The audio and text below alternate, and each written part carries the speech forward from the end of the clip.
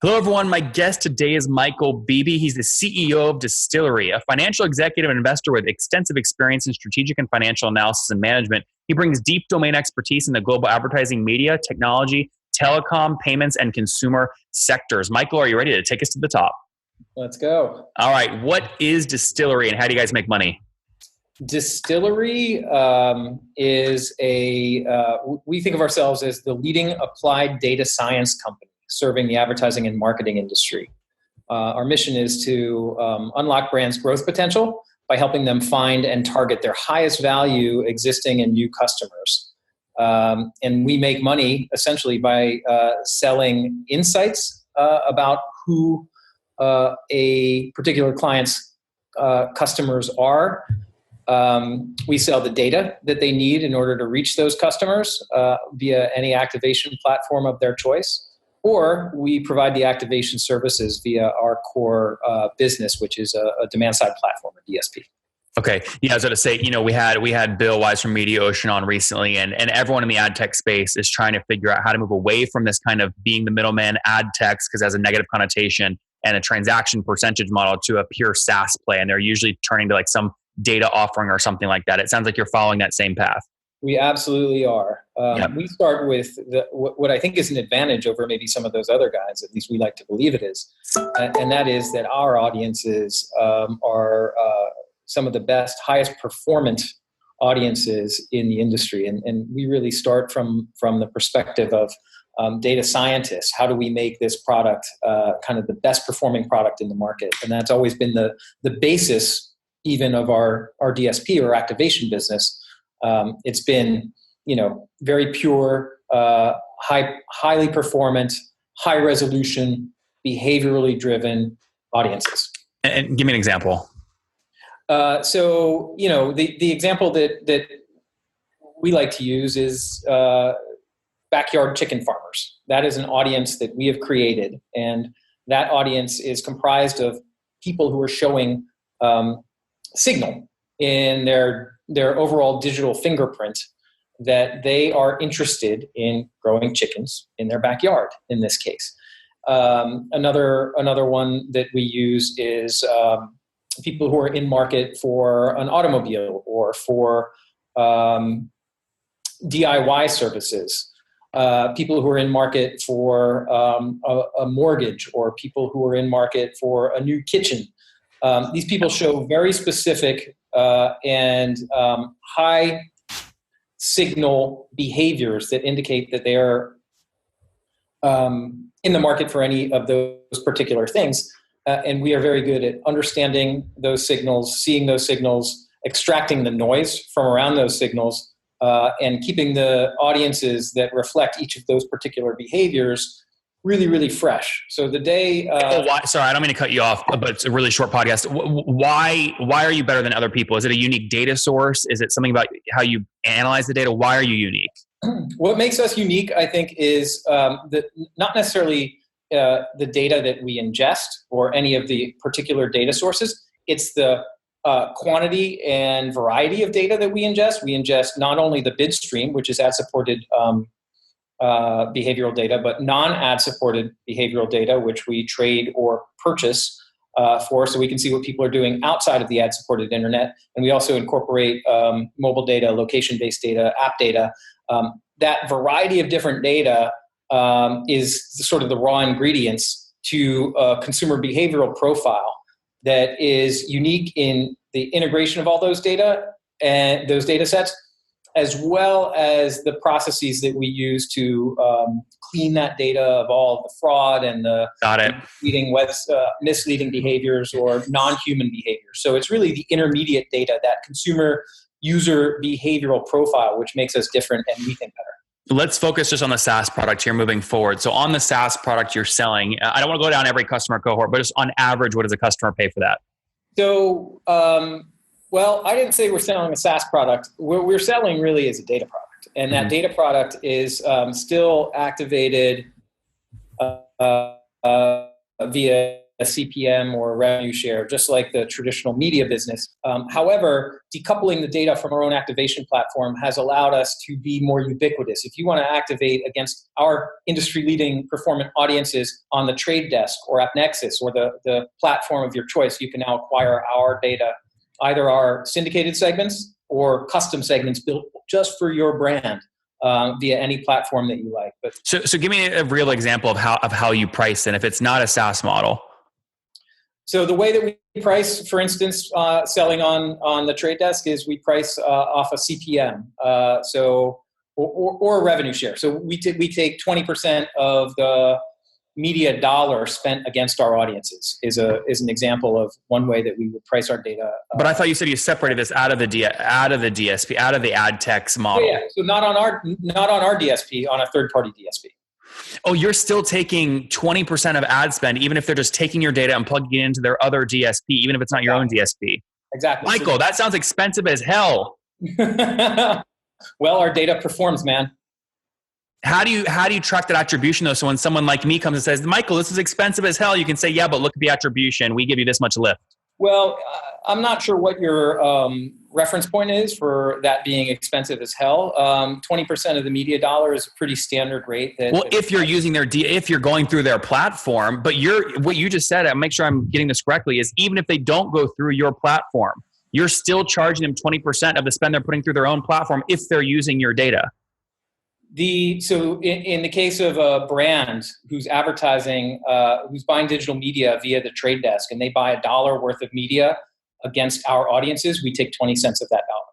Yeah, but I just want to make sure they're doing that spend, or they're facilitating that through another platform, not your own, but it's based off your data. You'll still take 20 cents on that dollar. Exactly. And that's a pretty standard rate for third-party data providers across different activation platforms. I just feel like that is such an expensive ad tax in the middle. I mean, why aren't people, I know there are people doing this. There are people coming in trying to tackle that and say, we can remove these expensive middlemen so that, hey, brand, your dollar, the whole dollar actually goes to the spend. Yeah. Well, so how do you beat them? How do you beat those guys trying to cut out the middlemen? We haven't encountered that difficulty yet, quite honestly. Our data product, which didn't exist in 2017 until Q4, has been growing nicely across some of those third-party platforms, and is generating a lot of good feedback from clients who are saying, "Hey, man, this distillery data actually performs better than the other third-party segments in the marketplace." So, how many dollars have you processed since you launched late 2017? Are we talking millions, hundreds of millions, billions? In terms of data revenue, so the 20% that we take, it's been approximately $5 million. Okay, so I can multiply that times 5. You've processed about 25 million through or using or against your data set. Exactly. From standing start in October of 2017. Now, were most of these original customers, though, people that were using your DSP and you said, hey, if you want to decouple, you can use our other product? I wouldn't say we can make that generalization. We see a lot of new customers using our data through third-party activation platforms that we hadn't had in the past. But yeah, there are certainly some who were reactivating, who had chosen not to use our activation platform and moved on to a third-party platform, who are happy to see the distillery audiences that they know and love now available via the Trade Desk, for instance. Interesting. When did the company launch? The whole thing, not just the data service. The distillery launched in 2008. So we're a 10-year-old company. Bootstrapped or V-raised? V-raised. Sorry, what raised? VC. We've raised. Yeah, how much? $60 million. 60. Okay. Yeah. So pretty well funded here. How did the investors respond to the pivot away from just a pure DSP play?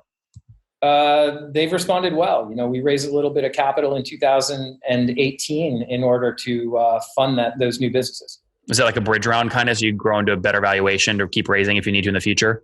Exactly. It was a small inside round. Debt or pure equity? Pure equity. Do you have any debt? Do you have any venture debt? We don't have any venture debt. We do have a line of credit. Like a term loan? A revolver against our receivables. Yeah. Backed by our assets. Yeah, that's great. That financial product, and you're from the financial space, but that financial product is growing rapidly when you look at firms like Hercules, Timia, Silicon Valley Bank, et cetera. Yeah, we're familiar with those guys. Yeah. Who'd you end up deciding to work with out of curiosity? We have always been a client of SVB, a very happy one. So you like them. Okay, very good. All right. Talk to me. Okay, so you're still taking ad techs. In the beginning of the show, I mentioned, a lot of these people are trying to, shift to something that is pure play SaaS. Do you have any plans to launch a pure play SaaS product here or no? We do. We have been working on what we call an insights product, which is really data that allows brands to really understand who their customers are. It's a different sell. It's a sell to a different customer base than the pure data or media activation services that comprise really our existing businesses in Adtech. Mm-hmm. And we think about it as a dashboard that a client can use to really understand who their audiences are and how those audiences behave online and offline, and how those audiences are developing, what the subsegments and subpopulations are that comprise their audiences. A lot of brands have a very monolithic understanding of who their audience is, and we allow them to sort of see subsegments of their audiences that have been hiding in their blind spots. Mm-hmm. So that is a business that we refer to broadly as insights. We deliver it both on a consultative basis, and we're beginning to develop it into more of a subscription-based product that we'll sell on a SaaS basis. Smart lesson there for anyone trying to get into SaaS is, a lot of the most successful SaaS companies start off on a consulting basis, because then you start recognizing patterns between clients you're consulting for, and then that's what you build software around. Is that absolutely? It is a key to discovery of what it is that clients will pay for, is that consultative one-to-one relationship and dialogue that you develop with your early customers through that process. What's your team size today? How many folks? We have 107 people at Distillery today. All in New York? Majority in New York. We've got a few sales offices in San Francisco, Chicago, Atlanta, LA, and Boston. Okay, so a few spots there, small cities, Last question here. We didn't talk much about your kind of older business model, which is the DSP side. But let's say someone uses your data and your DSP, a dollar going through that system. Are you taking 40%, 25%? What is it? Our net margin, including our audiences, so our net revenue margin is approximately 50%. Okay, so you're taking it's about 50 cents on the dollar. But what you're telling me is, Nathan, even if you think that feels high, people are totally willing to pay that because the lift is there. Our data is better. Our audiences are our core product, whether you're activating them through our platform, through a third-party platform, or whether you are looking for insights. The core currency of Distillery is highly performant, high resolution, behavioral audiences. Yep. And on that historical product, total spend past 12 months, generally where are you guys at? On the core DSP product? On a net revenue basis, it's approximately $27 million. Okay, so I can double that. I can double that to get spend through the platform, about 55. Yes, sir. That's great. That's healthy growth there, and a nice expansion in a new product line with the data product. So good stuff. Let's wrap up here with the famous 5. Number 1, what's your favorite business book, Michael? My favorite business book, Letters to a Young Contrarian by Christopher Hitchens. Number 2, is there a CEO you're following or studying? My career has been spent following media and advertising, and I admire Sir Martin Sorrell. Sir Martin Sorrell. Which company is he with? He is recently departed from WPP and now running a small sort of WPP for the digital age, which he calls S4. Number 3, what's your favorite online tool for building your business? I would say my favorite tool of all time is a Bloomberg terminal. Number 2, spoken like a true guy coming from fintech, right? Number 4, how many hours of sleep do you get every night? 6 on a good night. And what's your situation? Married, single, kiddos? Married with 3 kids. Wow. And how old are you? I am 46 years old. 46. Last question. What do you wish your 20-year-old self knew? I wish my 20-year-old self was more comfortable with uncertainty. I started my career in the investment business, and I was always looking for the right answer. And what I've realized as I've aged is, hey man, you got to be able to develop conviction with imperfect and incomplete information. And if my younger self had realized that sooner, I think it would have been all better. Guys, there you have it. Launched in 2008. Distillery was a pure play DSP platform. Net margin on that over the past, call it 12 months, has been about $27 million on about 55 million through that platform. Recently said, you know what, let's decouple this. Our core product is our audience data. They've launched a data product in late 2017, put about 25 million bucks to spend through that platform. They take a 20% cut on that and people are willing to pay it because the data, again, gives them great lift. So $5 million in revenue on that side. They've raised about 60 million bucks, looking to continue scaling with their team of 107 people based in New York City and other remote locations. Michael, thank you for taking us to the top. Thanks a lot, Nathan. Take care.